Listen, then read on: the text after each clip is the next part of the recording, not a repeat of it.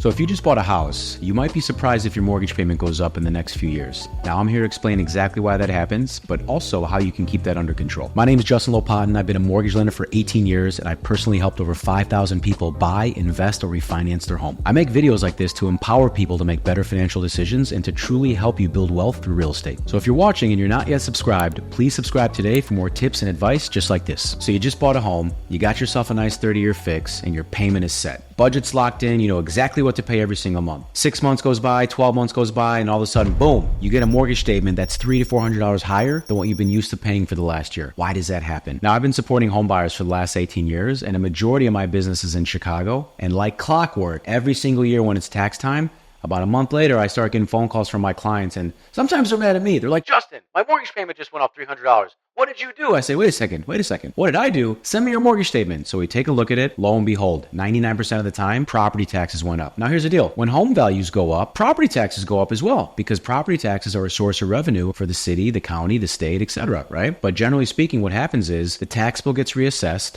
They send it to the lender. The lender gets a copy of it. They see that the new bill's higher, so they increase the homeowner's mortgage payment without telling them, and they just get a new mortgage statement that says, hey, you owe us $300 more per month for the next 12 months. That's the most common reason why we see mortgage payments increase. Remember, when you take a fixed rate, your principal and interest doesn't change. But don't forget, there's anywhere from 4 to 6 different components that make up your housing payment. So let's break those down so you can really understand what that looks like. The first one is your principal and interest. So if you have a 30-year fixed rate, your principal and interest will never change. What changes, though, is more of your payment goes towards principal over time, less of it goes towards interest. Now, that's a whole nother conversation, but you pay a lot of interest in the first couple of years, and then it slowly starts to change over time to where more of your payment goes towards principal. The second component is your property taxes. Everybody that owns a home pays property taxes. Now, not everybody pays them monthly, but most of the country does. So if you pay your property taxes monthly, I'm talking to you. The annual bill is divided by 12, and 1/12 of that bill is added to your mortgage payment. So every single month you make your mortgage payment, the bank has enough money in the escrow account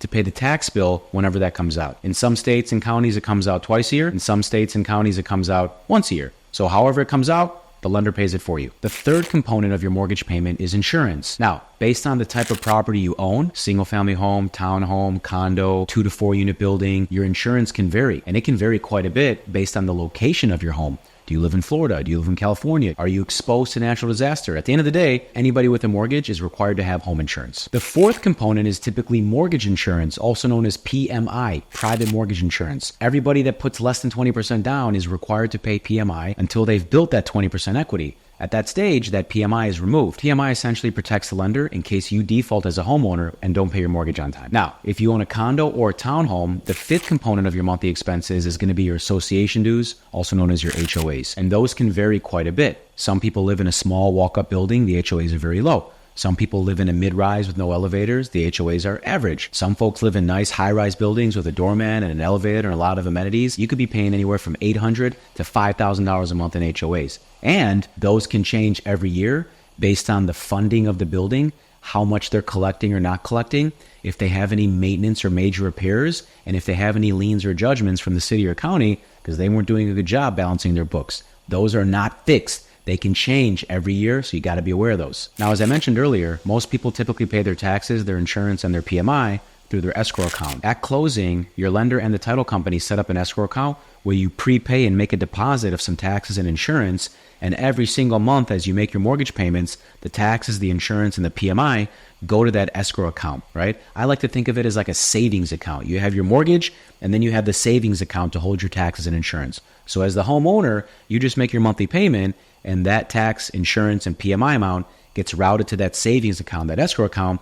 So when the tax bill comes due, when the insurance bill comes due, your lender has enough money to make those payments for you. So I shared an example of how every single year my Chicago clients call me freaking out why their mortgage payments went up. And 99% of the time, maybe 90% of the time, it's tied to their property taxes. However, I do a lot of business in Florida, in California, and in a few other states that over the last few years have been impacted by natural disasters. We've seen hurricanes, tornadoes, tsunamis. Well, we haven't seen tsunamis, and those have started to drastically impact the total insurance costs that's passed on to folks that are living in those different parts of the country. As a result, homeowners in places like Florida have seen their insurance premiums 3 to 5x in just the last 2 to 3 years. Like, literally stop for a second and imagine your homeowner's insurance going from $5,000 to $20,000 a year in the last 24 months. That change alone would increase your mortgage payment by over $1,200 a month. Crazy. Now, hey, before I get into the rest of the video, if you're finding value so far, I've created a free homebuyer guide, which you can download by clicking the link in the description below.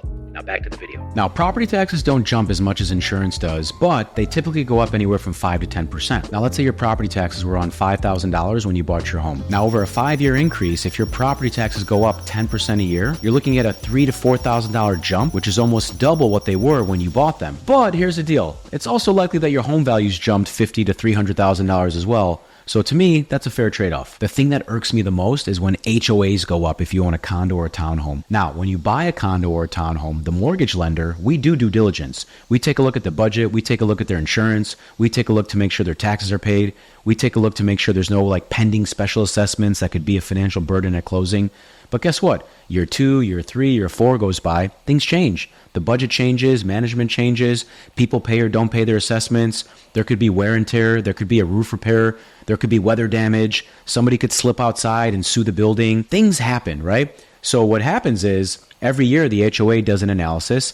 They look at any potential repairs or maintenance. They look to see if their taxes or their insurance change, because HOAs have insurance, condo buildings have taxes. So if there's an increase in expenses to the HOA, whatever that increase is gets divided up equally and gets passed on to the unit owners. So for example, let's say you bought a condo last year and at the time of closing, your HOAs were $300 a month. Taxes could have increased, insurance could have gone up. Maybe there were some repairs or maintenance that was just unexpected due to weather. Fast forward now, your HOAs could have increased by $200. So now you're paying $500 a month instead of $300 a month. I hate that. So when I get that phone call from a client whose mortgage payment just went up a few $100s, the first thing I say is, calm down, send me a copy of your mortgage statement, and let's take a look at it together. So if you've experienced an increase in your taxes or your insurance, it's likely that you have what's called an escrow shortage. An escrow shortage is when the lender does not have enough money to pay the forthcoming taxes or insurance based on what they've forecasted those bills to be from the previous tax bill or from the previous insurance bill. Remember, at closing, we take a look at your current tax bill,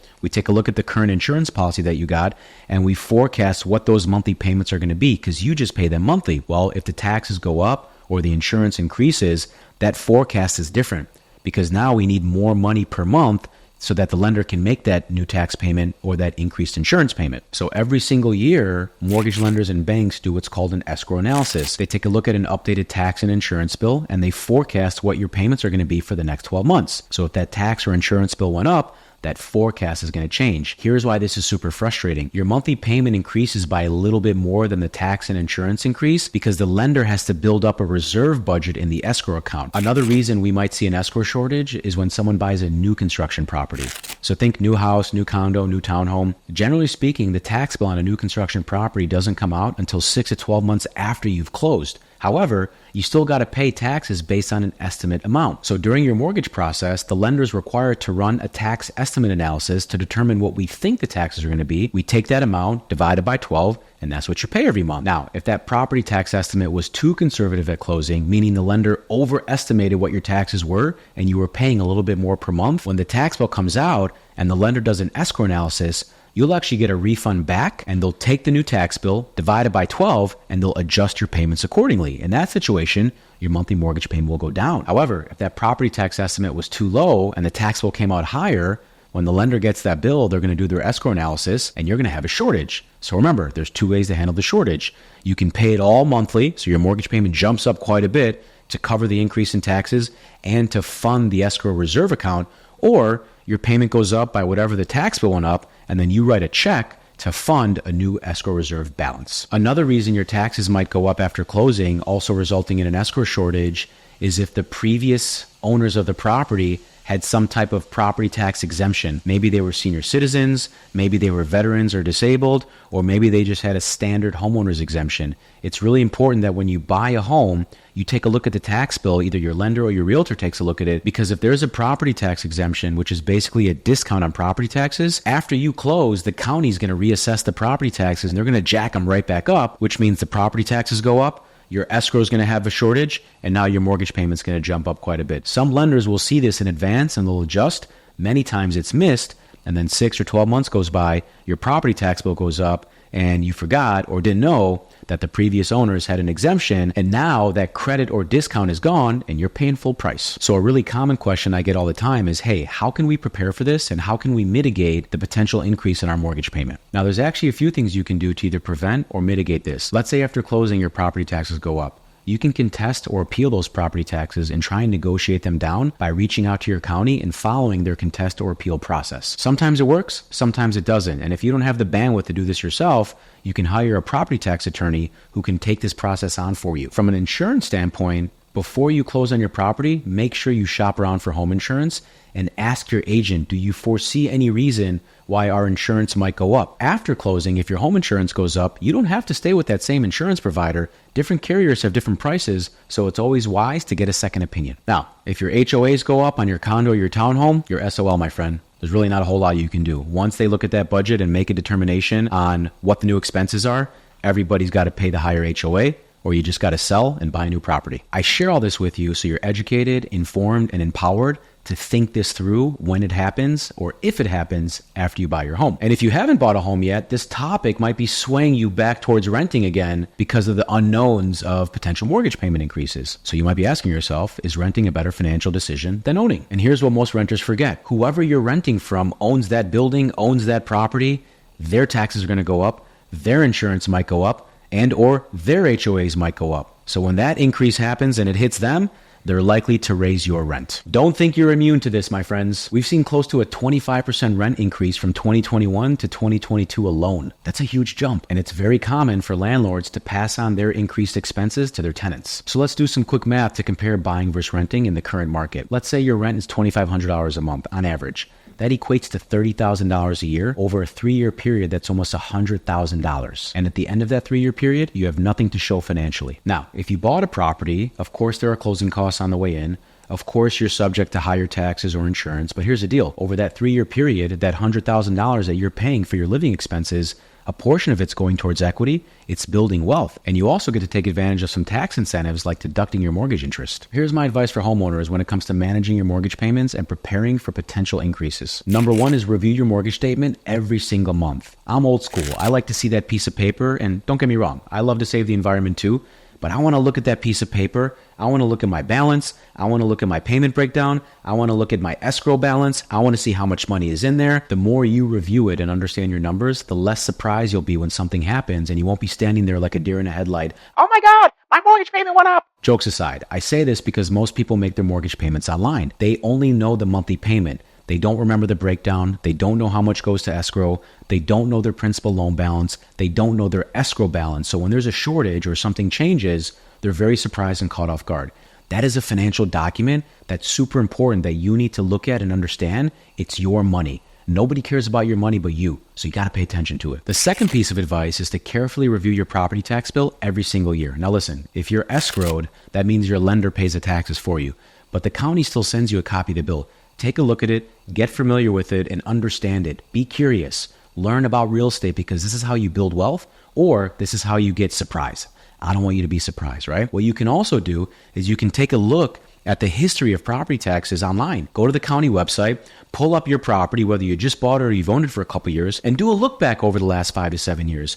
If it's common for that tax bill to go up year over year, then it's probably likely it's going to go up again next year and the year following. So don't get caught off guard and prepare and budget for it. Third piece of advice is to review your home insurance every year. If your home insurance goes up, you call your insurance company and go, hey, what happened? Why'd my insurance go up? I'd like you to drop it back down. And if they can't, go shop around. Call 1 or 2 other companies and find out if you're paying fair market value or if you can get a better deal, because not every insurance company is going to charge you the same amount. My fourth piece of advice for you is to establish what I call a homeowner emergency fund. Take your mortgage payment, multiply it by 3, and keep that money in a savings account that you only use for emergencies that are related to your home. Whether your mortgage payment goes up, you need a new furnace, or you need to replace your toilet. At the end of the day, it's responsible to have some type of budget so you're prepared and ready when something changes or increases, because I'll tell you what, being a homeowner allows you to build wealth over time, but it comes with expenses, repairs, and some surprises. So you got to be ready, and I don't want you to be in a financial compromise when your furnace goes out or that tax bill goes up. And the last piece of advice is to consider refinancing if and when it makes sense. As a mortgage lender, I call all my clients at least twice a year to to see how they're doing and to also see if there's any financial changes that they'd like to address. Sometimes there's an opportunity to refinance, which can lower your principal and interest, and it also gives us an opportunity to reset your tax and insurance amount so you don't have to pay this substantial increase over the next 12 months. Now, a good mortgage lender should proactively be reaching out to you like I mentioned, but if you haven't heard from yours in a while or you have questions about your mortgage statement, drop me a comment or hit me up. I got you. So here are some final thoughts. When you're buying a home, a great mortgage lender and a great realtor are going to give you good education and they'll prepare you for some of this information. However, it's also on you to do your research, which is hopefully why you're watching this video today. And financially speaking, don't ever max yourself out, especially when you're buying your first home. Stay within a budget, buy a starter home that fits your needs, because if you have trouble making those mortgage payments at closing, if they jump up in a year or two, you're going to be in trouble. All right, I know we just covered a lot. If you or someone you know is thinking about buying or investing in real estate, click the link below, schedule a complimentary strategy call with me, and I will personally help you map out a game plan to make a smart decision so you can become a successful homeowner too. It's a wrap.